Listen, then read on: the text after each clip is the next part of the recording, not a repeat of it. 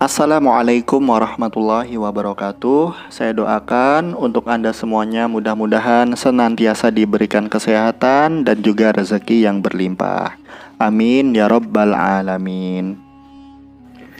Suatu hari, Abu Nawas merasa sangat kebingungan. Bahkan ia hampir putus asa. Sudah 2 hari dapur tidak mengebul asap karena tidak ada lagi barang yang bisa ia jual. Satu-satunya jalan yang bisa dia ambil adalah dengan menjual manusia untuk dijadikan budak. Sebenarnya jika Abu Nawas mau, dia bisa saja menjual teman-temannya. Namun dia tidak tega karena teman-temannya bukan orang kaya, melainkan orang miskin seperti dirinya. Jalan satu-satunya yang bisa dia lakukan adalah dengan menjual manusia. Akhirnya Abu Nawas memutuskan sesuatu yang tidak biasa. Ia akan tetap menjual manusia untuk dijadikan budak oleh si pembelinya. Bukan menjual temannya, melainkan menjual rajanya, Harun ar-Rasyid. Menurut Abu Nawas, hanya Baginda Raja yang pantas untuk dijual. Bukankah selama ini Baginda Raja selalu mempermainkan dirinya dan menyengsarakan pikirannya? Maka sudah sepantasnya bagi Abu Nawas untuk menyusahkan Baginda Raja. Abu Nawas mencari cara agar bisa menjual Baginda Raja Harun ar-Rasyid. Ia pun mendapatkan ide dan menjumpai sang raja. "Apa itu wahai Abu Nawas?" tanya Baginda langsung tertarik. "Sesuatu yang hamba yakin belum pernah terlintas di dalam benak Paduka yang mulia," kata Abu Nawas meyakinkan. "Kalau begitu cepatlah ajak aku ke sana untuk menyaksikannya," kata Baginda Raja tanpa rasa curiga sedikit pun. "Tetapi Baginda," kata Abu Nawas sengaja tidak melanjutkan kalimatnya. "Tetapi apa?" tanya Baginda tidak sabar. "Bila Baginda tidak menyamar sebagai rakyat biasa, maka pasti nanti orang-orang akan banyak yang ikut menyaksikan benda ajaib itu," kata Abu Nawas.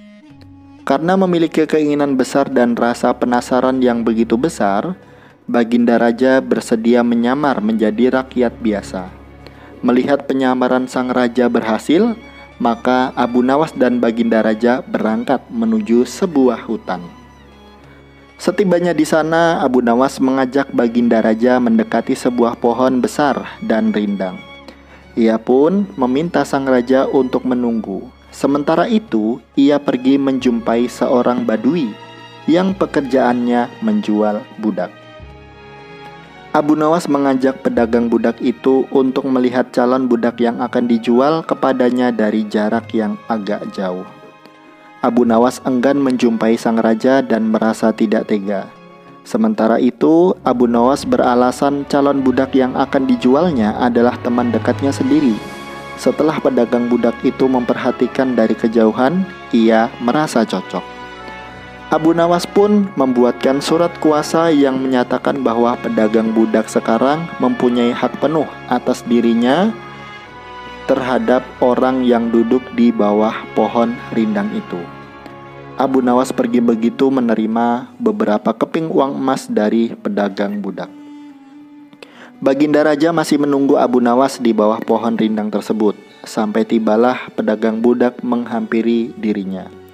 Baginda Raja merasa heran, mengapa Abu Nawas tidak juga muncul dan mengapa justru ada orang lain selain dirinya dan Abu Nawas.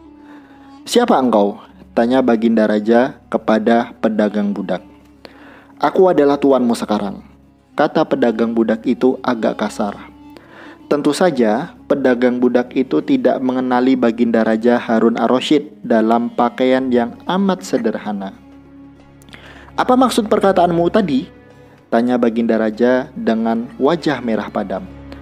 "Abu Nawas telah menjual engkau kepadaku dan inilah surat kuasa yang baru dibuatnya," kata pedagang budak dengan kasar. "Hah? Abu Nawas menjual diriku kepadamu?" kata Baginda makin murka. "Ya," bentak pedagang budak. "Tahukah engkau siapa aku ini sebenarnya?" tanya Baginda geram.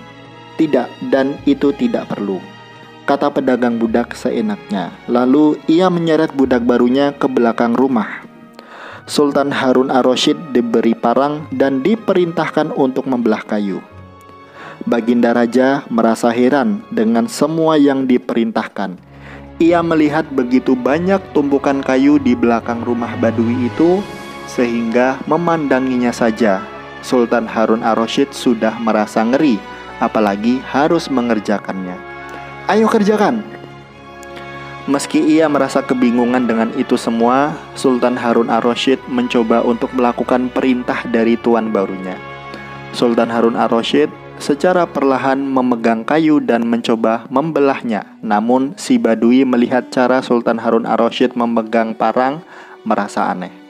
"Kau ini bagaimana? Bagian parang yang tumpul kau arahkan ke kayu, sungguh bodoh sekali." Sultan Harun ar-Rasyid mencoba membalik parang hingga bagian yang tajam terarah ke kayu. Ia mencoba membelah, namun tetap saja pekerjaannya terasa aneh dan kaku bagi si Badui. Oh, beginilah derita orang-orang miskin mencari sesuap nasi. Harus bekerja keras lebih dahulu. Wah, lama-lama aku tak tahan juga, gumam Sultan Harun ar-Rasyid. Si Badui menatap Sultan Harun ar-Rasyid dengan pandangan heran dan lama-lama menjadi marah. Ia merasa rugi barusan membeli budak yang bodoh. "Hai Badui, cukup, semua ini aku tak tahan.